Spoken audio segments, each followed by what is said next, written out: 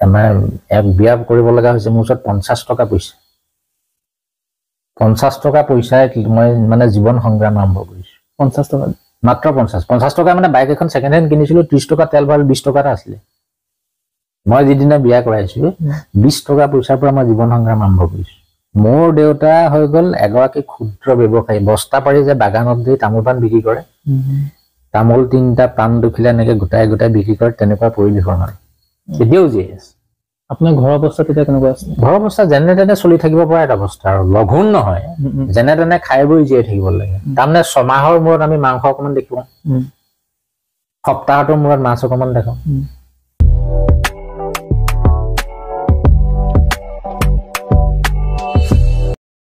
নমস্কাৰ সকলোকে স্বাগতম জনাইছো আমাৰ ইউটিউব চেনেললে আজি মোৰ লগত উপস্থিত আছে তিতাবৰ সমাজ জীৱনৰ লগত জড়িত এজন যুৱ সমাজকৰ্মী লগতে এটা সময়ত তিতাবৰ এনএছওয়াই আৰু যুৱ কংগ্ৰেছৰ লগত উতপুতভাৱে জড়িত এজন সক্ৰিয় কৰ্মী আমাৰ সকলোৱে চিনাকি আমাৰ সকলোৱে মৰমৰ প্ৰশান্ত শইকীয়া দাদা আমাৰ অনুষ্ঠানলৈ স্বাগতম জনাইছো নমস্কাৰ তোমাকো স্বাগতম জনাইছো বাকি কেনেকুৱা জীৱন সংগ্ৰাম কেনেকুৱা চলি আছে জীৱন যুদ্ধত বহুত কষ্টৰ মাজত অলপ ষ্টেবল অৱস্থালৈকে আহিছে চলি আছো যেন তেনে আছে দাদা আপুনি এই বৰ্তমান চৰকাৰী এগৰাকী কৰ্মচাৰী হয় আপুনি তিতাবৰ বিভিন্ন অনুষ্ঠান প্ৰতিষ্ঠানৰ আপুনি এটা সময়ত উতপুতভাৱে জড়িত আছিলে আৰু বৰ্তমান আপুনি সমাজৰ কাম কৰি আহিছে আপুনি তিতাবৰ সমাজ জীৱনৰ লগত কেনেকৈ জড়িত হৈ পৰিল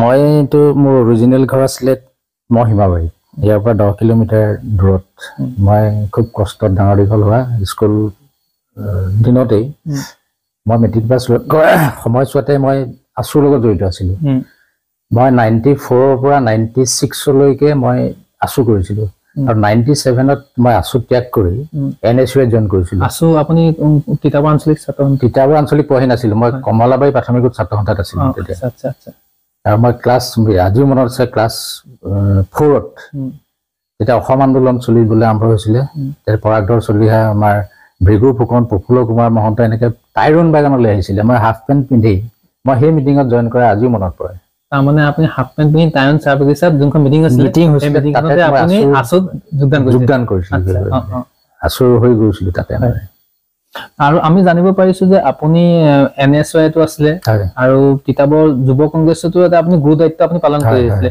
আপুনি আছুৰ পৰা এনএছওয়াই বা কংগ্ৰেছলৈ কেনেকৈ আহিলে আপুনি তাৰমানে কথাটো হৈ গ'ল এনেকুৱা মই আছু কৰিছিলো আছু কৰাৰ পিছত সিমান পাকৈতটো নাছিলো এনএছওয়াই কৰোঁতে এনএছওয়াই এনেকুৱা এটা দিন আছিলে তেতিয়া আছু কৰ্মীবিলাকে এনএছওয়াই কৰ্মীক দেখিলেই যেন ৰাস্তাত পিটিব এনেকুৱা এটা পৰিৱেশ সৃষ্টি হৈছিলে তেতিয়া এজিপি গভৰ্ণমেণ্ট আছিলে আমাৰ প্ৰয়াত ৰাখাল হাৰি ছাৰ এনএন শইকীয়া কলেজত আছিলে তেখেতৰ নেতৃত্বত মই এনএছওয়াই কৰিছিলো আৰু এনএছওয়াই কৰাৰ পিছত মই এনএছওয়াই এটকীয়া মেম্বাৰ হৈছিলো 1997ত এটকীয়া মেম্বাৰ মানে এক্টিভ মেম্বাৰ এটকা পইচা দি পেলাই তাত যোগদান কৰিব তাৰপিছত মই মণ্ডল এনএছওয়াই যে প্ৰেচিডেণ্ট হলো ব্লক এনএছওয়াই জেনেৰেল ছেক্ৰেটাৰী হলো ব্লক এনএছওয়াই প্ৰেচিডেণ্ট হলো তাৰপিছতে মই পাৰিবাৰিক সমস্যাৰ কাৰণে মই মানে ছাত্ৰ সংগঠন নাথাকি ত্যাগ কৰি পেলাই মই যুৱ কংগ্ৰেছৰ জেনেৰেল ছেক্ৰেটাৰী হৈছো আৰু 2 টাইম যুৱ কংগ্ৰেছৰ সভাপতি হৈছো তিতাবৰ বিধানসভা সমষ্টিত আৰু এবাৰ মই ইলেক্টেড এবাৰ নমিনেটেড এবাৰ ইলেকশ্যন খেলি মই জিকিছো আৰু এবাৰ আমাৰ তৰুণ গগৈ ছাৰ আছিলে তেতিয়া বিজয়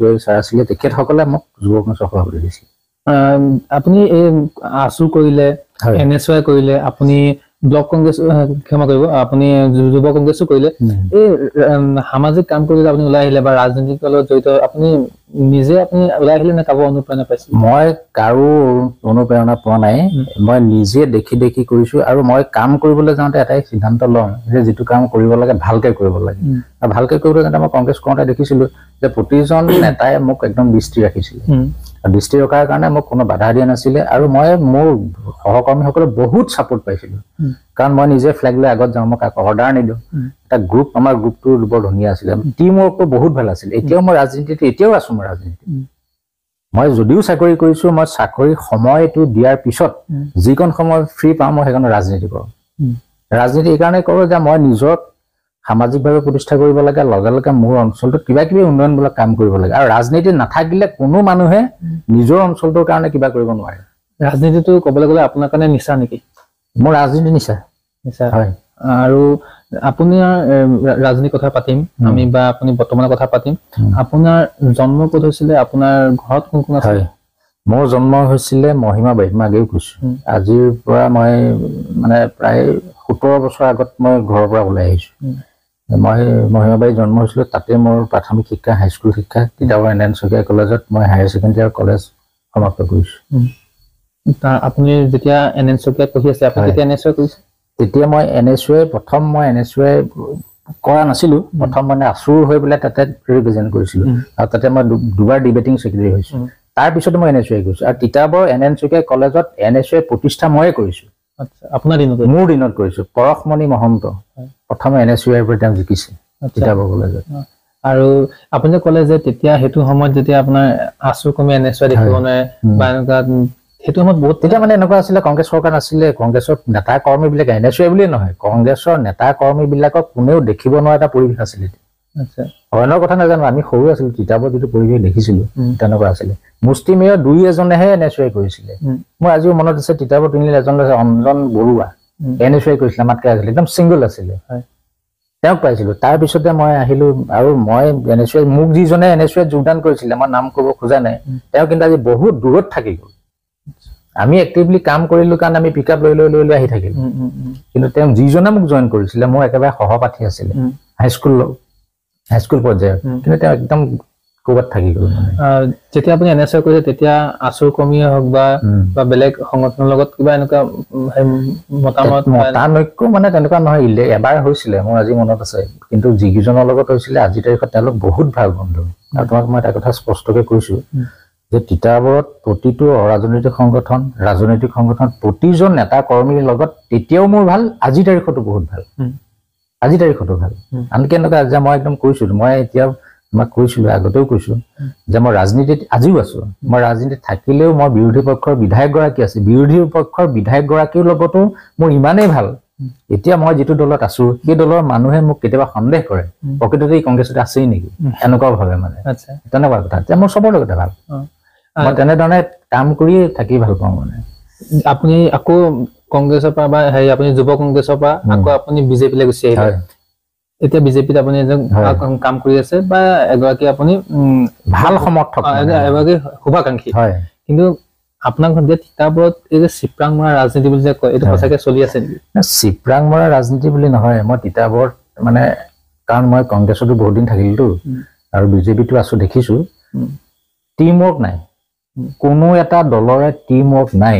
টিম ৱৰ্ক নথকাৰ কাৰণে আজি তিতাবৰ ৰাজনীতিটোৱে গা কৰি থব পাৰে না কংগ্ৰেছে গা কৰি থব পাৰিছে না বিজেপিয়ে গা কৰি থব পাৰিছে দুৰ্ভাগ্যজনক বশতঃ আমি কোনোবাই কিবাৰ কাৰণে আজি কোনোবাই ক'ৰবাত জিকিছে এইটো পিছৰ কথা কিন্তু একেবাৰে সবলভাৱে সংগঠন কোনো এটা দলৰে নাই যাৰ কাৰণে চিপৰাংটো বাদ দিয়ে টিম ৱৰ্ক নাই আচ্ছা টিম ৱৰ্কটোৱে মেইন মই সদায় সেইটোৱে কৈছো যে টিম ৱৰ্ক যদি নহয় তেতিয়াহ'লে কোনো এটা দল সংগঠন বা শক্তিশালী হ'বই নোৱাৰে আপুনি তিতাবৰৰ যোনখন ৰাজনৈতিক পথাৰখন আপুনি তলৰ পৰা দেখিছে গ্ৰাছ লেভেলৰ পৰা আপুনি দেখিছে আপুনি নিজে কষ্ট কৰিছে নিজে আপুনি সংগ্ৰাম কৰিছে যে মোৰ প্ৰশ্নটো হ'ল তিতাবৰত নেতা জন্ম হ'লনে আপোনাৰ দৃষ্টিত তিতাবৰত নেতা জন্ম হ'বই নোৱাৰিলে এটা সোণালী দিন আছিলে তৰুণ গগৈ ছাৰ 15 বছৰ ইয়াত ৰাজত্ব কৰিলে ময়ো যুৱ কংগ্ৰেছৰ 10 বছৰ সভাপতি আছিলো তেতিয়া সম্পূৰ্ণ 10 বছৰ নহয় 2 টাইমছ তাৰ আগত মই যুৱ কংগ্ৰেছৰ জেনেৰেল ছেক্ৰেটাৰী আছিলো NSUA প্ৰেচিডেণ্ট আছিলো সম্পূৰ্ণ 15টা বছৰ মই নিজে আছিলো তেতিয়াও মই কৈছিলো যে তৰুণ গগৈ দিনতে তিতাবৰত যদি সুদক্ষ এজন নেতাৰ সৃষ্টি কৰিব নোৱাৰো অনাগত দিনত কিন্তু আমাৰ হাহাকাৰ হ'ব এটা যিটো জলজল পটপটকে ওলাই আছে বহুতো নেতাই সেই সময়ত মোক বেয়া পাইছিলে আমাৰ কিবা কোঅৰ্ডিনেশ্যন কমিটি আছিলে ময়ো তাতে মেম্বাৰ আছিলো একদম অপ্ৰিয় সত্য কথা মই তেতিয়াও মাত মাতিছিলো যে নেতাৰ সৃষ্টি কৰিব লাগে আৰু আমাৰ কৰ্মীসকলক কিবা কিবি সুবিধা দিব লাগে বহুত ডিপ্ৰাইভ হৈছিলে আৰু যুৱ কংগ্ৰেছৰ বহু ল'ৰাই মোৰ যোগেদিয়ে বহুত সুবিধা পাইছে তাৰ উদাহৰণ মোৰ ওচৰত আছে আৰু দুৰ্ভাগ্যবশতঃ নেতা সৃষ্টি হ'ব নোৱাৰাৰ কাৰণে আজি তিতাবৰত এনেকুৱা এটা অস্থিৰ পৰিৱেশ হৈছে না বিজেপিতে কওক না কংগ্ৰেছতে কওক সেইটো উদাহৰণ আৰু আশা আছেনে ভাল নেতা জন্ম হয় তিতাবৰত এইটো গতিত থাকিলে কোনো নেতাৰ সৃষ্টি হ'বই নোৱাৰে তিতাবৰত কিয় কেঁকুৰা বুলি কয় যে কেঁকুৰা মানে আমাৰ কিছুমান তোমাক ক'লো নাই মূলতে টিম ৱৰ্ক নাই আমাৰ টিম ৱৰ্কটো এইকাৰণে নাই কোনোবা এটা ৰাজনীতিৰ দল ৰাজনীতিত বিলাক এনেকুৱাকে চলে তিতাবৰত যে আমি ভাবো কি যে ইলেকশ্যনৰ দিনটোৰ কাৰণেহে ৰাজনীতি যিদিনা ভোট দিয়ে সেইদিনাহে ৰাজনীতি কৰিব লাগে মানে তাৰ আগত ৰাজনীতি কৰিব নালাগে, তাৰ পিছত ৰাজনীতি কৰিব নালাগে। এটা সুস্থিৰ সমাজ সৃষ্টি কৰিবৰ কাৰণে সকলোৰে লগত মিলি থাকিব লাগে, মই এইটোৱে বিচাৰোঁ। যিটো আজি তিতাবৰত নাই। আৰু যেতিয়া আপুনি আছুৰ কৰিছিলে আৰু তেতিয়া আছু আৰু এতিয়া আছুৰ মাজত যদি আপোনাৰ পাৰ্থক্য যদি সুধো, কিন্তু মই আছু দেখিছোঁ যে তিতাবৰ আছু বুলি ক'লে, অকল তিতাবৰ বুলি কয়, তেতিয়া আছু বুলি ক'লে মানুহবিলাকৰ এটা বেলেগ শ্ৰদ্ধা ভক্তি আছিলে, আজিকালি নাই। কাৰণ এটাই, আজিকালি বিভিন্ন ধৰণৰ অৰাজনৈতিক সংগঠন হ'ল, যাৰ কাৰণে এতিয়া অন্য বিভিন্ন দিশত যে অসমখন ভাগ ভাগ হৈছে, ধৰ্মৰ লগত ভাগ ভাগ হৈছে। আমাৰ কি হৈছিলে? শংকৰদেৱে সৃষ্টি কৰা ধৰ্মটো কি আছিলে? বৈষ্ণৱ ধৰ্ম আছিলে। তেওঁৰ লক্ষ্যটো কি আছিলে? বিভিন্ন জাতি জনগোষ্ঠীৰ মানুহবিলাক এক কৰি পেলাই এখন সমাজত বসবাস কৰিব লাগে। তাৰপিছত ধৰ্মীয় গোড়ামীৰ কাৰণে নেতাৰ সৃষ্টি হৈ গ'ল, ভাগ ভাগ হৈ গ'ল। কোনোবা শংকৰী সংঘলৈ গ'ল, কোনোবা নাম কীৰ্তনীয়া হ'ল, কোনোবা মাহেকীয়া হ'ল, কোনোবা কিবা হ'ল, ব্ৰাহ্মণপন্থী হ'ল। ভাগ ভাগ হ'ল নাই? এতিয়া একেই হৈছে নে আমাৰ অৰাজনৈতিক সংগঠনবিলাক, ছাত্ৰ সংগঠনবিলাক? আগতে আছুহে আছিলে, এতিয়া বিভিন্ন জাতি জনগোষ্ঠীৰ তেওঁলোকৰ নিজৰ নিজৰ ছাত্ৰ সংগঠন হ'ল, আৰু সকলোৱে একেটা মঞ্চত থিয় হ'ব পৰা মই পৰিৱেশ আজিলৈকে দেখাই নাই। হয়, সাংবিধানিকভাৱে খিলঞ্জীয়া ঐক্য মঞ্চ যদি গঠন কৰে, তাতো কিন্তু সকলো দল সংগঠন নাথাকে। আৰু মই তোমাক এটা উদাহৰণ দিলোঁ, আজিৰ পৰা কেইদিনমানৰ আগতে তিতাবৰ যিখন সন্মিলিত ৰঙালী বিহু সন্মিলন, মই একেৰাহে তাৰ 15 বছৰ ছেক্ৰেটাৰী কৰিলোঁ। মই এবাৰহে পাৰিলোঁ 19টা সংগঠনক একেলগে তাত উপস্থিত কৰাই, তেওঁলোকৰ পতাকা তলত একেলগে সমবেত কৰিব পাৰি। তাৰপিছত আকৌ ভাগ ভাগ হৈ গৈছিলোঁ। ভাগ ভাগ লবি নে কি বেলেগ? লবি নহয়, কথাবিলাক এনেকুৱা হৈছে, আমি যিমানেই যি নকওঁ, প্ৰতিজন মানুহৰে সংগঠন কৰাই হওক, ৰাজনীতি কৰাই হওক, নিজৰ নিজৰ এটা স্বাৰ্থ থাকে। যিদিনালৈকে নিজৰ স্বাৰ্থত তেওঁ মানে উপনীত হ'ব নোৱাৰে, তেওঁ একদম সেই সংগঠনক কৰি ভালকে কাম কেতিয়াও নকৰে। এইটো অপ্ৰিয় সত্য কথা। সকলোৱে নকয় মুকলিকে, কিন্তু মই মুকলিকে কৈছোঁ। ময়ো ৰাজনীতি কৰিছোঁ। আজি মই ৰাজনীতি নকৰা হ'লে মই একেবাৰে দুখীয়া ঘৰৰ অৱস্থাৰ পৰা আহি মই একদম পৰিয়ালটো যেনে তেনে চলিব পৰা এটা ব্যৱস্থালৈ আহিলোঁ নাই। মইতো বহুত কষ্ট কৰিছোঁ তেতিয়া। মইতো কোনো কৰাপশ্যন কৰি পেলাই, কোনো দালালগিৰি কৰি পেলাই এনেকুৱা এটা পৰিৱেশলৈকে অহা নাই। মোৰ দেউতাক, তোমাক মই এটা কথা কৈছোঁ, তুমি NSUৰ কথা কৈছা, তিতাবৰত NSUৱে ভেটি শক্তিশালী কৰিবৰ কাৰণে মোৰ দেউতাই বিক্ৰী কৰি, গৰু বিক্ৰী কৰি থোৱা 10,000 টকা মই আনি পেলাই তিতাবৰ NN শইকীয়া কলেজৰ ইলেকশ্যনত ঘটালোঁ। মোৰ দেউতা এতিয়াও জীয়াই আছে। তথ্য সহকাৰে এইটো 2002-03 ঘটনা, মই পাহৰিছোঁ, পৰশমণি মহন্তৰ ইলেকশ্যন। সেইটো আপুনি নিজেও লোকৰ কাৰণে ঘৰৰ গৰু বিক্ৰী পেলাই দেউতাই থৈছিলে পইচা 10,000। যেতিয়া ইলেকশ্যন খেলিব, আজিৰ তাৰিখৰ মই লগতে আৰু এটা উনুকিয়াই দিছোঁ, 10,000 প্ৰসংগতে এনেকুৱা ধৰণৰ। সেই সময়ত আমাৰ ব্লক কংগ্ৰেছৰ সভাপতি আছিলে ৰাখাল চন্দ্ৰ হাৰী, আৰু এতিয়াৰ বিধায়কগৰাকী ভাস্কৰ জ্যোতি বৰুৱা তেতিয়াই কংগ্ৰেছৰ শুভাকাংক্ষী আছিলে। মোক ৰাখাল হাৰী চাই পঠাই দিছিলে ভাস্কৰ জ্যোতি বৰুৱাৰ ওচৰলৈ, বৰ্তমানৰ বিধায়কগৰাকীৰ ঘৰলৈ। মই প্ৰথম গৈ পাইছোঁ চাইকেল লৈ তেওঁৰ ঘৰলৈ। গৈ তেওঁক ক'লো যে ৰাখাল হাৰী চাই পঠাইছে, আমাৰ ইলেকশ্যন এটা আছে, আপুনি পইচা 10,000 দিম বুলি কৈছিলে, মোক দিয়ক। তেওঁ মোক নিদিলে। মোক ক'লে তুমি ৰাজনীতি কৰিলে, মই পঢ়া শুনাৰ কথা সুধিলে, মোক কোৱালিফিকেশ্যনৰ কথা সুধিলে। তেওঁ মোক কিন্তু ভাল কথা কৈছিলে, তেওঁ বাগানৰ লগত জড়িত আছিলেতো, যে টকোলে চাহ গৱেষণা কেন্দ্ৰত যিটো এছিষ্টেণ্ট মেনেজাৰ পঢ়াব লাগে, তেওঁ মোৰ দায়িত্ব লৈছিলে। আপোনাক পঢ়াবলৈ মোক কৈছিলে যে মই তোমাক পঢ়াম, সমস্ত খৰচ মই তোমাক দিম, তুমি তাত পঢ়া, তুমি এইবোৰ বাদ দিয়া। মোৰ কি মগজত খেলে গ'ল যে মই ৰাজনীতি কৰিবলৈ আহিছোঁ, এইবোৰ বাদ দিলোঁ। মই সেইদিনাৰ পৰা তেওঁৰ ওচৰলৈ নগ'লো। পিছত মানে সামাজিকভাৱে মই তেওঁৰ কাষ চাপিলোগৈ। সেই কথাবিলাক তেওঁ সুধিলে আজিও ক'ব, হয় নে নহয়? আৰু সেই সময়ত তুমি ইলেকশ্যন খেলিব লাগিব। সেইকাৰণে ঘৰত মানে দেউতাই গোটাই থোৱা গৰু বিক্ৰী থোৱা টকা 10,000 আনি পেলাই মই ইলেকশ্যন খেলি জিকাই মেলি কাম কৰিলোঁ। কিন্তু সেই আজি দেউতা আছে, মই সেই পইচা আজিও ঘূৰাই দিব নোৱাৰিলোঁ। নাই দিয়া অৱশ্যে, এতিয়া কিবা কাৰণে মই ঘূৰাই দিব পাৰিলোহেঁতেন, কিন্তু সেই পৰিৱেশটো মই এটা উদাহৰণ দিলোঁ। আৰু মই যিমানলৈকে জানো, আপোনাৰ যোনটো এটা সময়ৰ আপোনাৰ গাঁৱৰ পৰিৱেশ আছে, তাত ওলাই আহিছিলে, আপোনাৰ সেই জীৱনটো বহুত ঘাত প্ৰতিঘাত আছিলে। মই পাৰিবাৰিকটো কওঁ, মই সকলোকে কওঁ, এটা উদাহৰণ দিওঁ যে মানুহবিলাকে যেতিয়া জীৱনত কাম কৰে, অকণমান আগবাঢ়ি গ'লে পিছৰটো পাহৰি যায়। মই কিন্তু পিছলৈ চাই চাই আগবাঢ়ি যাওঁ। মোৰ পৰিবাৰ আছে, তুমি সুধিলেও কিবা, আমি বিয়া হোৱাৰ পিছত, মই আগতো কোৱা নাই, মই আগত মানে পঢ়োঁতে আমাৰ দেউতাই ঘৰৰ এনেকুৱা পৰিৱেশ আছিলে, মই মেট্ৰিকত ফাৰ্ষ্ট ডিভিজন লেটাৰ পাইছিলোঁ। আজিকালিতো তেনেকুৱা 94ত মই সেইটো পৰিৱেশ, ৰাতি 8 বজালৈকে মোৰ ঘৰত গম নাপায় যে মেট্ৰিকৰ ৰিজাল্ট দিছে। আপুনি কোৱা নাছিলে ঘৰত? পৰিৱেশেই নাই সেইটো। মোৰ ঘৰত তেনেকুৱা এটা পৰিৱেশ, মানে ৰিজাল্ট দিছে বুলি গম নাপায়। মানে মই জানো ৰিজাল্ট দিছে, মই ৰিজাল্ট লৈ বাহিৰে বাহিৰে গৈ আছোঁ। পিছত মোৰ বেলেগে মানে খবৰ লৈছে, ৰিজাল্ট দিলে নেকি, মোৰ দেউতাই সুধিছিলে মানে এইটো কথা।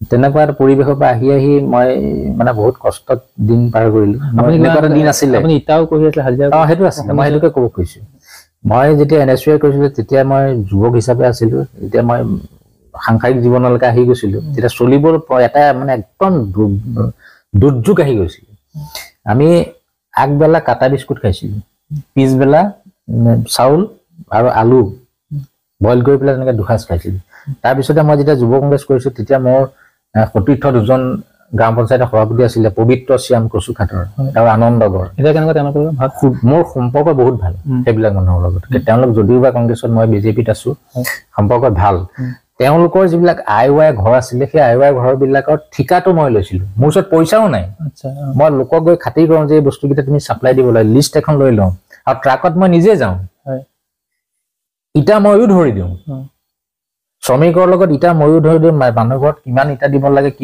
হিচাপ কৰি মই তেনেকে আহি পইচা হাতত ইমান সাহস তেনেকে মই চিনাকি মানুহ আছিলে বা ভাড়া ঘৰত থাকোঁতো মই দোকানৰ পৰা বাকীকে বস্তু লৈ মই ৰুমত সোমাইছো আচ্ছা এইটোতো মানুহবিলাকে মোক দেখিছে যে মই বিশ্বাস আছে যে প্ৰশান্তই মোক দিছে যে দিব তাৰপিছতে গৈ পেলাই মই ভাড়া ঘৰ লৈছো ভাড়া ঘৰত থাকি মই যিটো এলেকাতে আছো আজি মই যিটো এলেকাত মই বাস কৰিছো মই আজি গৌৰৱে কৰিব পাৰো এই ৰাস্তাটো মই উলিয়াইছো তেতিয়া টাউন কমিটি নাছিলে বোকাহোলা পঞ্চায়ত আছিলে হৰেণ ৰায় গাঁও পঞ্চায়তৰ সভাপতি আছিলে 1 লাখ টকা দিছিলে এই ৰাস্তাটো ধৰি পেলাই মই প্ৰথম ৰাস্তাটো উলিয়াইছো কাটি থোৱা আছিলে মণ্ডলে কাটি থোৱা আছিলে কিন্তু ৰাস্তা হিচাপে নাছিলে তাৰপিছতে আমাৰ টাউন কমিটিৰ চেয়াৰমেন বিজয়ানন্দ বুঢ়াগোহাঁই তিতাবৰ টাউন এলেকাৰ আমি বাস কৰা যিটো ৰাস্তা গ্ৰেভেলিং ৰাস্তা মানে উদয়নগৰ যিটো ৰাস্তা এইটো কংক্ৰিটৰ ৰাস্তা বুলি কয় এই ৰাস্তাটোতে টাউন কমিটি প্ৰথম ৰাস্তা আমিয়ে কৰিছো আপুনি আমিয়ে কাম কৰিছো মোৰ এজন বন্ধু এতিয়া বহুত মানুহ হৈ গ'ল এতিয়া সুন্দৰ পৰিৱেশ আৰু ইয়াত আমি কাম মই তোমাক এটা কথা কওঁ ৰাজনীতি আমি কৰিছো যদিও সামাজিকভাৱে কিছু কাম কৰিবৰ কাৰণেহে ৰাজনীতি কৰিছো কালিলে মই MLA মিনিষ্টাৰ হ'ম টাউন কমিটি খেলিম কিবা খেলিম এনেকুৱা নহয় মন আছে নি ইলেকশ্যন খেলিবলৈ সেইটো মোৰ চাকৰি ৰিটায়াৰমেণ্টৰ পিছত হ'ব নিশ্চয় হ'ব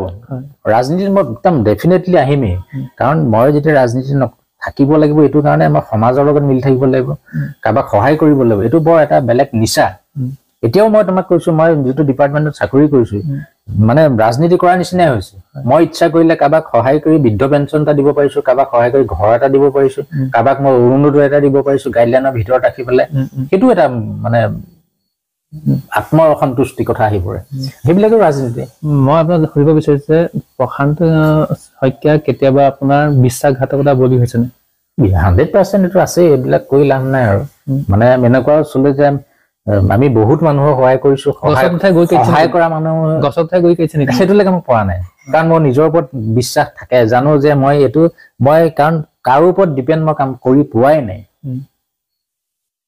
মই কোনো কামে লোকৰ ওপৰত ডিপেণ্ড কৰি পোৱাই নাই মই সদায় নিজৰ কাম মই নিজে কৰোঁ মই জানো মই যদি আপোনাক সুধিব যাওঁ ধৰি লওক আপুনি কিবা এটা কাম কৰিব লৈছে যি কামেই নহওক কিবা এটা ভাল কাম আপুনি সেই কামটো কৰাৰ আগত আপুনি এই গোটেই কথাবোৰ কাৰ লগত আলোচনা কৰে যে মই কৰিব বিচাৰিছো ভাল মানে বেয়া হ'ব প্ৰথম আপুনি ফাৰ্ষ্ট প্ৰিফাৰেঞ্চ কাক দিব মই ফাৰ্ষ্ট প্ৰিফাৰেঞ্চ মই কাকোৱে দিয়া নাই মই কাকো দিয়াও নাই মই কাৰো পৰা মই তিল মানুহ সহায় লোৱা নাই মই যিটো কৰিছো মই নিজেই কৰিছো মানে সাজেশন হিচাপে মানে কি যে মই কৰি যাওঁ কিন্তু অলপ উজুতি খালে মই ঘৰত আলোচনা কৰোঁ এনেকুৱা কথা আপোনাৰ যেতিয়া সহধৰ্মিনী আছে কিছুমান মনৰ কথাবোৰ আপুনি পাতে শ্বেয়াৰ কৰে সেইটো শ্বেয়াৰ কৰোঁ আৰু ৰাজনীতি মানে কি হ'ল মই তোমাক কোৱা নাই জানো মই যেতিয়া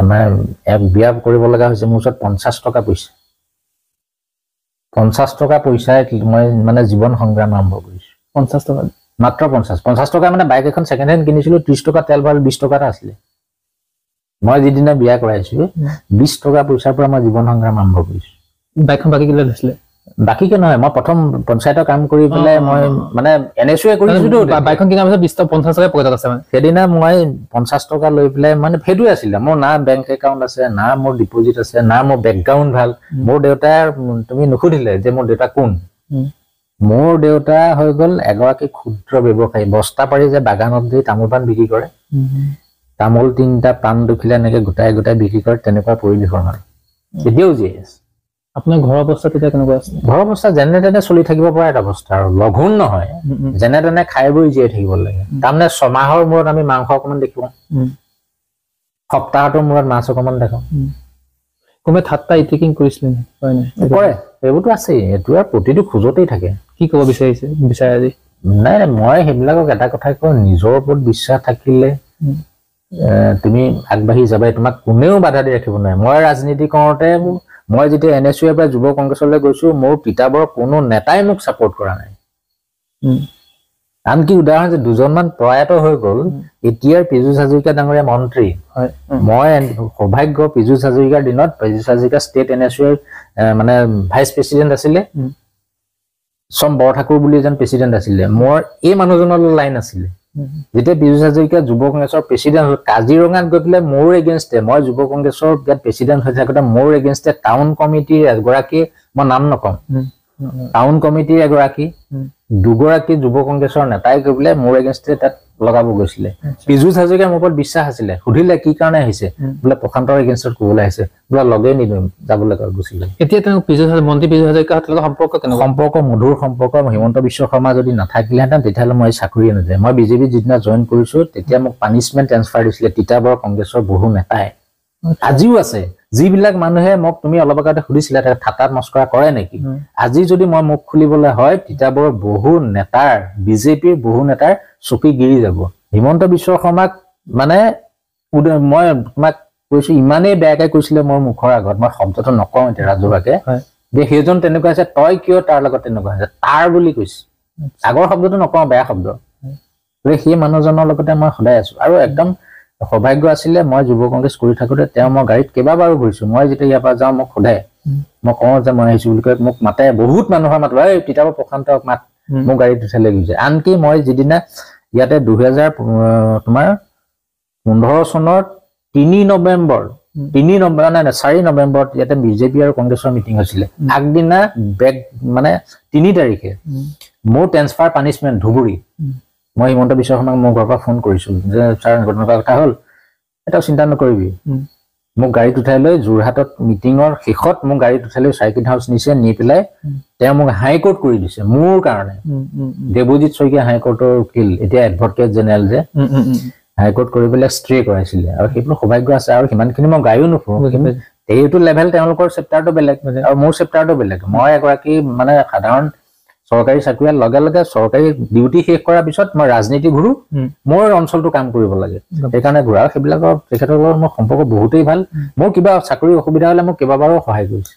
এতিয়া আহিছো যে তিতাবৰৰ সন্তান হিচাপে বা তিতাবৰৰ এজন নাগৰিক হিচাপে, আৰু আপুনি বৰ্তমান তিতাবৰখন কি অৱস্থা দিছে, কেনেকুৱা অৱস্থা? তিতাবৰত মূলতে অৱস্থা এটাই, মই তোমাৰ চেনেলতে দীপক সন্দিকৈয়ে এটা শব্দ শুনিছিলো, তিতাবৰক লৈ আমি গৌৰৱ কৰিব লাগে। মই আগতে কৈছিলো অৰাজনৈতিক সংগঠন বিলাকৰ সাংবিধানিক নীতি নিয়ম বেলেগ বেলেগ, ৰাজনীতি দল বিলাকৰ সাংবিধানিক নীতি নিয়ম বেলেগ বেলেগ, কিন্তু ৰাজনীতি আমি এটা দিনৰ কাৰণে কৰিব লাগে, যিদিনা ভোট দিওঁ। মই যেতিয়া দীপক দালৈ আপোনাৰ অনুষ্ঠানটো কৰিছিলো কথোপকথন, তেওঁ কৈছিলে যে আমাৰ এটা শ্লোগান হ'ব লাগে, সেই শ্লোগানটোৱে কথা কৈছো। তিতাবৰক লৈ আমি আমাৰ তিতাবৰ, আমি তিতাবৰ, এনেকুৱা মানে কথাটো। এতিয়া এই গোটেই মানুহখিনি এক হ'ব লাগে, কিবা ৰাজহুৱা সমস্যাত সকলোখিনি ওলাই আহিব লাগে। মোৰ এটা হেঁপাহ আছে, তিতাবৰত ইমান ডাঙৰ এটা মিনি ষ্টেডিয়াম আছে, আমি যে জাতীয়তাবাদী কিবা কিবি কৰি আছো, আমি জাতিটোৰ কাৰণে কিবা কৰিব কাৰণে তিতাবৰ মানুহখিনি এক হৈ পেলাই আমি 7 দিনীয়াকৈতো বিহু পাতিব পাৰো। আমি ইখন বিহু পেণ্ডেলটো ভাগে তাতে আৰু এখন বিহু পাতিবলৈ যাওঁ, তাৰ মানে কি? কোনোবা এটা সংগঠনে যদি আপোনাৰ ইয়াত পাতে, কোনোবা এটা সংগঠনে একেলগে একেটা পেণ্ডেলতো আমি বিহু পতাৰ উদাহৰণ আছে, মই নিজেও আছো। গতিকে মই বাৰে বাৰে কৈছো, মই বহুত দিনৰ পৰা এইটো মোৰ প্ৰবল ইচ্ছা আছে যে তিতাবৰ এটা আদৰ্শ হব লাগে, যে আমি কেইটামান আদৰ্শ বা তিতাবৰ মানিছে, যে আমি যেনেকে ইংৰাজী নৱবৰ্ষক আদৰিছো, আমি লগে লগে তিতাবৰ এটা উদাহৰণ দি থৈছো যে অসমীয়া নৱবৰ্ষক আমি ৰাতি 12 বজাত আদৰিছো। আমি 7 দিনীয়াকে হলো তিতাবৰ গোটেই দল সংগঠন মানে সকলো মিলি পেলাই আমি জাতিটোৰ কাৰণে, জাতিটোৰ যিটো গৌৰৱ, আমি বিহু পাতিব লাগে। মই কেইবাবাৰো কিন্তু মই যত্ন কৰি ফেলাৰ হৈ গৈছো, আৰু এতিয়াও মই বিভিন্ন সামাজিক অনুষ্ঠানৰ লগত জড়িত আছো। কিন্তু কেতিয়াবা দুখ এইটোৱে লাগে যে আমি কিছুমান মানুহক তিতাবৰত এনেকুৱা মানুহক আগবঢ়াই দিছো, যাৰ পৰা কিন্তু তিতাবৰ সমাজ জীৱনৰ তিল মানুহ অৰিহণা নাই, স্বীকৃতিৰ অভাৱ আছে। যিদিনালৈকে এজন মানুহে স্বীকৃতি নাপায়, তেতিয়ালৈকে সেই মানুহজনে কাম কৰাৰ উৎসাহ নাপায়, আৰু সমাজখন সুস্থিৰ নহয়। সমাজখন তেতিয়াহে সুস্থিৰ হ'ব যেতিয়া তোমাৰ পৰা 10 জনৰ উপকাৰ হ'ব। মোৰ পৰা 10 জনৰ উপকাৰ হ'ব সেইকাৰণে তেনেকুৱা ধৰণে কাম কৰিব লাগে আৰু মই যেইকেইদিন থাকো মই 38 চনলৈকে চৰকাৰী চাকৰি কৰিম তাৰপিছত মই ডেফিনেটলি মই ৰাজনীতি কৰিম মোক কোনেও ৰাখিব নোৱাৰে আৰু নকওঁ এতিয়া আজিৰ ডেটত যদি মই প্ৰশান্ত শইকীয়া আজি জীৱন সংগ্ৰামত বা বৰ্তমান আপুনি সুখী নে নিজক লৈ মই নিজক লৈ সুখী সাকসেস একদম 100% সাকসেস মই পাবলগীয়া একো নাই মই পাবলগীয়া নাই মই জিৰোৰ পৰা আহিছো জিৰোৰ পৰা আহি মোক আজি পৰিয়ালটো ধুনীয়াকে চলিব পৰা এটা অৱস্থালৈ আহিলো মই দৰমহা কিমান পাওঁ নাপাওঁ বাদ দিয়া কিন্তু পৰিয়ালটো চলিব পৰা এটা অৱস্থালৈকে আহিলো নহয় আৰু মই য'ত গৈছো মানুহবিলাকে এটা দিলে মই লেলি চিচে কৰা নাই মোক বিচাৰে এতিয়াও মই তিতাবৰত মই নিজে উদ্যোগ লৈ দুজনমান বন্ধুৰ লগত এবাৰ আমি প্ৰথমবাৰৰ কাৰণে মই একদম নিজৰ এখন গাঁও বাদ দি 4খন গাঁও লগাই পেলাই মই শংকৰ জন্মোৎসৱ আৰু ভাওনা পাতিছো সেইবিলাকতো সামাজিক কাম সেই মানুহবিলাকৰ কাৰণে আমি কি কৈছো যে সমাজখন এক কৰিবৰ কাৰণে তেনেকুৱা ব্যৱস্থা কৰিব লাগে যদি মই আপোনাক সুধিব যাওঁ যে মোৰ কথা কৈছো মই কিবা এটা কাম কৰিছো মই সাকসেস হোৱা নাই আকৌ কৰিছো সাকসেস হোৱা নাই কিবা কৈছো আকৌ প্ৰত্যাহ্বান আহি পৰিছে আপুনি এনেকুৱা বহুত আছে বহুত যুৱক আছে তেওঁলোকক কি আহ্বান জনাব কি পৰামৰ্শ দিব এজন নহয় সফল ব্যক্তি হিচাপে মই সফল বুলি মই নিজেকে ভাবা নাই কিন্তু মই একদম গ্ৰাছৰুট লেভেলৰ পৰা যিটো পৰ্যায় পালে মই 100% সফল বুলি ভাবো আৰু সফল তেতিয়াহে হৈছো মোক যেতিয়া লেইলি চিচি মানুহে কৰা নাই মই তেতিয়া সফল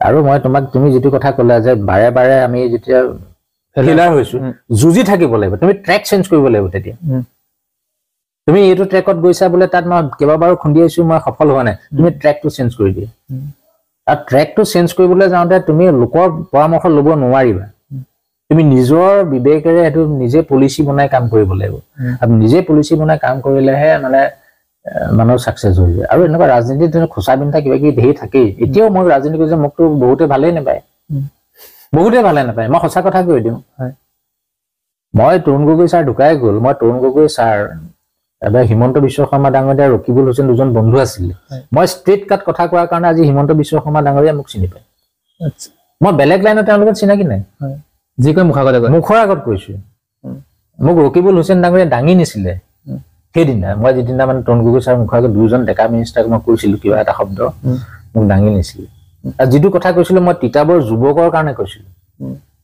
তিতাবৰৰ মই সেইদিনা যোৱাৰ লগে লগে মানে বহু ল'ৰাই বহুত সুবিধা পাইছিল কিন্তু সেই তাৰ ফলটো মই পাওঁ মই আজি অলপ দিনৰ আগতে যোৰহাট মেডিকেল কলেজলৈ গৈছিলো ৰাতি 1:30 বজাত মই সহায় কৰা এটা ল'ৰাই ইমান এটা ডাঙৰ সহায় কৰি দিলে মই তেতিয়া নিজকে মানে সৌভাগ্যৱান বুলি ভাবিছো যে মই সহায় কৰি থকাৰ কাৰণে আজি ইমান বছৰ পিছত মোক সহায় কৰিলে সেই মানসিকতাৰে মানে কাম কৰিব লাগিব মানুহৰ থাকে লোক কিবা কিবি থাকেই আৰু এতিয়া বহু যুৱক তিতাব বহুত যুৱক বিভিন্ন অৰাজনৈতিক সংগঠন বা নিজে এনজিঅ গঠন কৰি লৈছে বা ৰাজনৈতিক দললৈ গৈছে তেওঁলোকে ধুনীয়াকে আন মঞ্চত কাম কৰিব বিচাৰিছে আপুনি গ্ৰাছ লেভেলৰ পৰা কাম কৰা এজন কৰ্মী হিচাপে সেই উঠি অহা যুৱকসকলক কি আহ্বান জনাব মই যুৱকসকলক এটাই আহ্বান জনাম যে ৰাজনীতি কৰিবলৈ হলে তেওঁ ডেফিনেটলি মনত সংকল্প ল'ব লাগিব প্ৰথম টিম ৱৰ্কটো ঠিক কৰি ল'ব লাগিব টিম ৱৰ্ক ঠিক কৰাৰ পিছত ৰাজনীতিৰ সংজ্ঞাটো জানিবলৈ আমাৰ বহুতো মানুহে ৰাজনীতিৰ সংজ্ঞাটোৱে নাজানে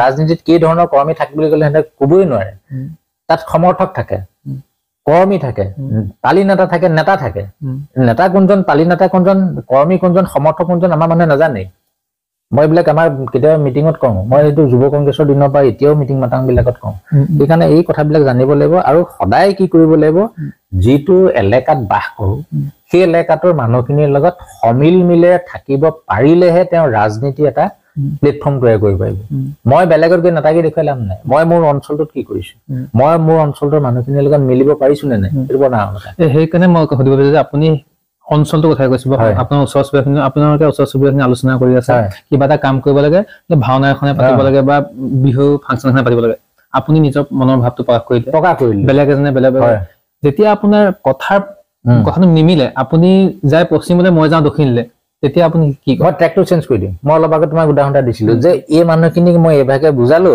তেওঁলোকে মোৰ লগত সহমত প্ৰকাশ নকৰিলে মই তেতিয়া ট্ৰেকটো চেঞ্জ কৰি দিম সাকসেস হয় তেতিয়া 100% সাকসেস 100% মই সাকসেস হৈছো আজিলৈকে যে মই ভবা মতে মই যে কিবা এটা কাৰ্যসূচী লৈছো একেবাৰে 100% মানে সেইখিনি ভাল হৈছে বুলি মই কোৱা নাই মই মনত ভাবি লোৱাখিনি কৰিব পাৰিছো এতিয়া আহিলো আপোনাৰ ব্যক্তিগত জীৱন বৰ্তমান ব্যক্তিগত জীৱন কেনেকুৱা চলি আছে? দেউতাৰ কেনেকুৱা স্বাস্থ্য? দেউতাৰ স্বাস্থ্য মানে বয়স হ'ল অলপ ঘটিলে। মোৰ ভণ্টি পৰিয়ালক আমি পুৰণা মাটি বাৰী চঞ্জাই দি থৈ আহিলো। এতিয়া আমি পৰিবাৰ, মোৰ ল'ৰা আৰু মই আছো। আৰু তোমাক এটা কথা কৈছো, মোৰ ল'ৰা কথালৈ আহিলে এনেকুৱা হৈ যাব। তিতাবৰত মানে দুৰ্ভাগ্যজনক কথা। মই অৰাজনৈতিক সংগঠন সকল কিবা কিবিটো কৈছো, আমি এক হ'ব লাগে বিভিন্ন দিশত। আমাৰ ল'ৰাটো সংগীতৰ লগত জড়িত। সংগীতখনো একেবাৰে ৰাজনীতিৰ নিচিনাই। সংগীতৰ লগত জড়িত যিমান বিলাক মানুহ আছে, মই মানুহবিলাকক কেতিয়াবা অনুৰোধ জনাওঁ, এক হ'ব লাগে। এক হৈ পেলাই এটা প্লেটফৰ্ম তৈয়াৰ কৰিব লাগে। প্লেটফৰ্ম তৈয়াৰ কৰি নিজৰ লাইনত আগবাঢ়িছো। এতিয়া ৰাজনীতিৰ কথাটোৱে তুমি চাবা, তুমিয়ে মই যেনিবা একেটা দলতে আছো, আমি ইলেকশ্যনৰ ডিউটি কি হ'ব লাগে যে আমাৰ পক্ষত ভোটটো বঢ়াব লাগে। দুইটাই ডিউটি একেই, লক্ষ্য এটাই নহয় জানো, ভোট বঢ়াব লাগে। তুমি তোমাৰ লাইনত কাৰোবাক কিবা কৰি পেলাই কংগ্ৰেছজন বিচাৰিব, বিজেপি। কিন্তু জিকাৰ পিছত একেটা দলৰে কৰ্মী বিলাকে লেং মৰা, তুমি যিটো কথা ক'লে, অনিষ্ট কৰা কথাটো ক'লে, সেইটো কৰিব নাপায়। তুমি তোমাৰ লাইনত তোমাৰ সুবিধা আদায় কৰা, 10 জনৰ উপকাৰ চিন্তা কৰা। মই মোৰ লাইনত গৈ পেলাই কিবা কৰো, মই 10 জনৰ কথা চিন্তা কৰো। সেই চিন্তাটোৰ মানসিকতা যেতিয়ালৈকে পৰিৱৰ্তন নহয়, তেতিয়ালৈকে তিতাবৰত ৰাজনীতিত না কংগ্ৰেছ, না বিজেপি, না এজিপি, না CPI তিতাবৰ গা কৰি থব নোৱাৰে। সেই ভুলৰ বশতঃ কিবা হাৱাত গৈ পেলাই কোনোবা এজন জিকিব, কোনোবাই জিকিব, সেইটো বেলেগ। তৰুণ গগৈ ছাৰ মুখ্যমন্ত্ৰী হিচাপে আছিলে, সেইটো বেলেগ চেপ্টাৰ আছিলে। কিন্তু এনেকুৱা এটা পৰিৱেশ তিতাবৰত নাই। আপুনি ল'ৰাটোৰ কথা কিবা কৈছে? সংগীতত কৈছো, ল'ৰাটো গৈছে। মই কেইবাবাৰ সি মানে সাংস্কৃতিক মহাসংগ্ৰামৰ মানে ষ্টেট লেভেললৈকে পালেগে। সেইখিনি কৰিবলৈ যাওঁতে বহুত যুঁজ কৰি যাবলগীয়া হৈছে। এটা সুস্থিৰ মানে সাংস্কৃতিক বাতাবৰণ তিতাবৰত নাই। চবতেই ৰাজনীতি। মই তোমাক শেহতীয়াকে এটা কথাই কওঁ যে তিতাবৰৰ সন্তান আমি। তিতাবৰ এক হৈ থাকিব লাগে। তিতাবৰ ৰাজনীতিভাৱে দপদপাই থাকিব লাগে। তিতাবৰ মানুহে তিতাবৰে সাংস্কৃতিকভাৱে দপদপাব লাগে, শৈক্ষিকভাৱে দপদপাব লাগে। শৈক্ষিকটো তুমি দেখিছাই নিজে, কি ৰাজনীতি চলি আছে নচলিছে। এই গোটেই কথাবিলাক যেতিয়ালৈকে আমি এক হ'ব নোৱাৰো, তেতিয়ালৈকে কিন্তু তিতাবৰৰ সুনাম ৰাখিব আমি নোৱাৰো। সদায় লোকৰ ওপৰত ডিপেণ্ড কৰিব। মই আপোনাৰ শেষৰটো প্ৰশ্ন, যেতিয়া আমাৰ সময় হৈ গৈছে বিদায় ল'ম, মই আপোনাৰ শেষৰটো প্ৰশ্ন হ'ল যে বৰ্তমান তিতাবৰৰ বিধায়ক ভাস্কৰজ্যোতি বৰুৱা আমি সকলোৱে চিনি পাওঁ। তেওঁ বৰ্তমান বিধায়ক হৈ কাম কৰি আছে। অনাগত দিনত 2032 হ'ব, তাৰ পিছত তিতাবৰৰ এজন ব্যক্তিয়ে বিধায়ক হৈ থাকিব বুলি ভাবে নে বাহিৰৰ পৰা আপুনি বিধায়ক? মই বাহিৰৰ বিধায়কক মই সমৰ্থন নকৰো। মই তোমাক কলো যে মই ভাস্কৰজ্যোতি বৰুৱা, মোৰ কথা খোলা খুলি যে তিতাবৰৰ জন্ম গ্ৰহণ কৰা, তিতাবৰৰ হাৱা পানী বতাহ খাই ডাঙৰ দীঘল তিতাবৰৰ সন্তান বিধায়ক হব বিচাৰে নে? 100% মই বিচাৰো। মই 100% বিচাৰো। মই তোমাক এটা উদাহৰণ দিলো, ভাস্কৰজ্যোতি বৰুৱা ৰাজনৈতিকভাৱে মোৰ লগত মতৰ ডিফাৰেঞ্চ আছে, কিন্তু আন্তৰিকতা মোতকৈ তেওঁ আপোন মানুহ নাই। মই যিটো জানো, এতিয়া মই চাকৰিটো কৰিছো যদি তেওঁ বিধায়ক বিৰোধী দলৰ, কিন্তু তেওঁৰ লগত মোৰ বহু আলোচনা হয়। মই আলোচনা এইটোৱে হয় যে দাদা এইটো কাম যদি এনেকে কৰা যায়, চৰকাৰীভাৱে যদি কাম কৰা যায়, 10 জন মানুহৰ উপকাৰ হ'ব, 10 জন মানুহে এটা সুন্দৰ ৰাস্তা পাব। এই কথাবিলাকে আলোচনা হয়। আজি ডেটতো পাতে। আনকি মই উদাহৰণ দিছো, আজি মই 2টা নামঘৰত মই তেখেতক কৈ মোৰ অনুৰোধত MLA ফাণ্ড মই দি আহিছো। ভাল খবৰ। মোৰ পুৰণা গাঁৱত সোণালী জয়ন্তী হ'ব, 3 লাখ টকা মোৰ অনুৰোধত তাত দিছে। মই য'ত 19 অক্টোবৰত শংকৰ জন্মোৎসৱ পাতিবলৈ গৈছো, মই মাতি আনিছো, তেখেতে তাত 2 লাখ টকা ঘোষণা কৰি গৈছে টাইলছ লগাব লাগে। মোক কিয় দিলে? মই ঠিকাটো ময়ো নকৰো, কিন্তু মই তোমাক কলো উদাহৰণ যে আমি ৰাজনীতিৰ মানুহখিনিৰ লগত মিলি থাকিব লাগে, ৰাজনীতি নিজে কৰিবলৈ এই কাৰণে, নিজৰ উন্নতিৰ কাৰণে। আমাৰ তোমাক কলে মোৰ নিজৰ ওপৰত কনফিডেন্স আছে। মই এইষাৰ কথা দাদাক এনেকে কলে মানি ল'ব। বহুত মানুহে এতিয়া মই কয় নাই যে মই তেখেতৰ লগত এই আন্তৰিকতা থকাৰ কাৰণে মোক কংগ্ৰেছ বুলি কিছুমানে ভাবিলো। মই মুখৰ আগতে কৈ উদাহৰণ নাই। জ্বলে নেকি এইবোৰ কাৰণে? 100% জ্বলে, 100% জ্বলে। তথ্য সহ মোৰ ওচৰত আছে, এতিয়াও আছে। যিকেইটা জ্বলে সেইকেইটাক মানুহক মই বিভিন্ন প্ৰকাৰে মানে ইলেকশ্যন বিলাকত সহায় কৰি থোৱা নাই। কিন্তু আপোনাৰ ব্যক্তিগতভাৱে এতিয়াও ভাল? ব্যক্তিগত বহুত ভাল, খালি প্ৰকাশ কৰি নিদিয়ে। প্ৰকাশ কৰিবলৈ সাহস নাই।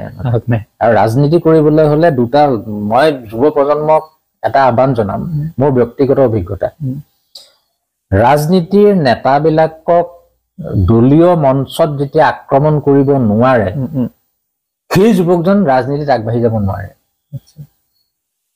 ৰাজনীতিৰ মঞ্চত থকা, মই পুনৰ কৈছো, ৰাজনীতিৰ মঞ্চত থকা নেতাসকলক যেতিয়া কথাৰে আক্ৰমণ কৰিব নোৱাৰে তেতিয়ালৈকে সেইজন সদায় তলতেই থাকিব, তেওঁ আগবাঢ়ি যাব নোৱাৰে। ধৰি লওক মই ধৰি লৈছো যে আপুনি এজন ৰাজনীতি জড়িত এজন উত্তম ব্যক্তি, বৰ্তমান উত্তৰপূত হিচাপে আপুনি ধৰি লওক কাম কৰি আছে। মই যে আপোনাক সমালোচনা কৰো আপোনাৰ ভাল লাগিব নে? ভাল লাগে নে? 100% ভাল লাগিব। মই ভুলটো ওলাই যাব তেতিয়া। মই ক'ত ভুলিছো? মই সমালোচনাটো মানে মুকলিকে কৰাটো বিচাৰো, বেক চাইডে নহয়। মোক কি আছে মুখৰ আগত কওক। তেনেকুৱা উদাহৰণ আছে, আজিও কংগ্ৰেছৰ দিনত দপদপা এনেকুৱা প্ৰশ্ন যে সি মোক কেলে অপেনকে সমালোচনা কৰিব, সি ৰাজহুৱাভাৱে মোক কেলে ক'ব, আপোনাৰ প্ৰশ্ন নাহে? নাহে। কিয় নাহে? মই জানো যে মোৰ ভুল নাই, মোৰ ভুল নাই, বুজি পাইছো। সেইকাৰণে মই সেইটো কনফিডেন্স আপোনাৰ চেল্ফ কনফিডেন্স, সেইকাৰণে মই এইটো জীয়াই আছো। মই এতিয়া কংগ্ৰেছতে বহু মোৰ সতীৰ্থ আছিলে, ক'ব মই যুৱ কংগ্ৰেছৰ মঞ্চত থাকোঁতে নেতাবিলাকক কেনেকে আক্ৰমণ কৰো, সেইকাৰণে মই দুপত গৈ যুৱ কংগ্ৰেছ আৰু পীযুষ হাজৰিকাৰ এটা ইনষ্ট্ৰাকশ্যনত মই বিজেপিত জইন কৰিছো 2015 চনৰ 10 আগষ্টত। এটা ইনষ্ট্ৰাকশ্যন, প্ৰশান্ত তয়া ক'ত আছো, ঘৰত আছো, বিজেপিত জইন কৰিবি নে? কৰিম। মই সুধিছো আপুনি কৰিব নে? আমি কৰাৰ পিছত তেখেতসকলে কৈছে, 6জন বিধায়কে কৰিছে, বহু মানুহে নাজানে, এতিয়া বহুত ইয়াত হেৰি গ'ল, নেতা আহি গ'ল। মই যেতিয়া জইন কৰিছিলো আপাৰ আছামৰ আমি 3জন মানুহ, তৰংগ গগৈ এতিয়া নাহৰকটীয়া MLA, মোতকে সৰু, ঈশ্বৰ প্ৰসন্ন বৰদলৈ যোৰহাটৰ, আমি 3জন আছিলো। আপোনালোকে একেলগে হেৰি কৰিছে? একেদিনাই জইন কৰিছে। বাকী শেষৰটো প্ৰশ্ন, তিতাবৰীয়া ৰাইজক আমাৰ এই অনুষ্ঠানৰ যোগেদি কি ক'ব বিচাৰে? তিতাবৰ ৰাইজক মই এটাই আহ্বান জনাম, আমি তিতাবৰ মানুহখিনি, মই তোমাক আগতেও কৈছিলো, সাংস্কৃতিকভাৱে, ৰাজনৈতিকভাৱে, শৈক্ষিকভাৱে এক হৈ তিতাবৰ উঠি অহা প্ৰজন্মক যাতে এটা সুন্দৰ বাৰ্তা দিব পাৰো, সেইকাৰণে এটা পৰিৱেশ ৰচনা কৰিবলৈ কাৰণে সকলো একেলগে কাম কৰিব লাগিব। নিজৰ নিজৰ সাংবিধানিক মতাদৰ্শ থাকেতো নিজৰ নিজৰ মঞ্চত থাকিব, কিন্তু সকলোৱে এটা পৰিৱেশটো দিলে ভাল হয়। গতিকে মই বৰ দীঘলীয়াও কৰিবলৈ সময় হ'ল, এইকাৰণে আহি এই মনৰ কথা ক'বলৈ সুবিধা দিয়াৰ কাৰণে তোমাক মই ধন্যবাদ। বহুত বহুত ধন্যবাদ দাদা, আপোনাৰ বহুত মূল্যৱান সময় আপুনি আমাক দিলে। বাকী দৰ্শকসকল, এয়া আছিল তিতাবৰৰ যুৱ সমাজকৰ্মী, আমাৰ সকলোৱে মৰমৰ, আমাৰ সকলোৱে শ্ৰদ্ধাৰ প্ৰশান্ত দা। যদি ভিডিঅ'টো চাই ভাল লাগিল তেতিয়া লাইক আৰু শ্বেয়াৰ কৰিবলৈ নাপাহৰিব। ধন্যবাদ।